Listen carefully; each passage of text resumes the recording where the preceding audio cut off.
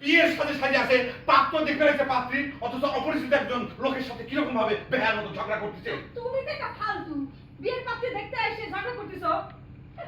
এই নির্লজ্জ মহিলা, আমি কোনো ঝগড়া করতেছি না, আমার অপমান করা হয়েছে তার আমি প্রতিবাদ করতেছি। আমিও তুমি আমার অপমান করেছো সেটা প্রতিবাদ করতেছি।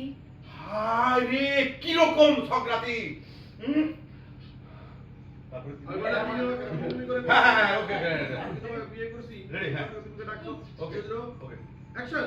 আমিও তুমি আমাকে অপমান করছো সেটা প্রতিবাদ করতেছি। হায় রে, কি পরিমাণ ঝগড়াটি!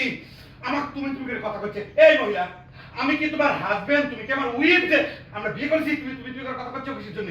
আমি তোমার উইফ না। হ্যাঁ, আমার ভুল হয়ে গেছে। তোমার তুমি না, তুই করে খাওয়া উচিত ছিল। তোর বিয়ে করে কোন পাগল বিয়ে করবি রে? হ্যাঁ, বুড়ি করে কা? বুড়ি করলো, আবারও বুড়ি করলো।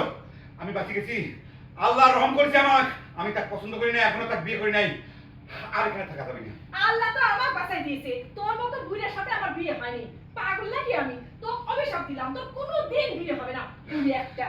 এইরকম মানে ও তো বুড়ি, ও যেহেতু অভিশাপ দিছে, এই অভিশাপ কিন্তু আমার গায়ে লেগে যাবে।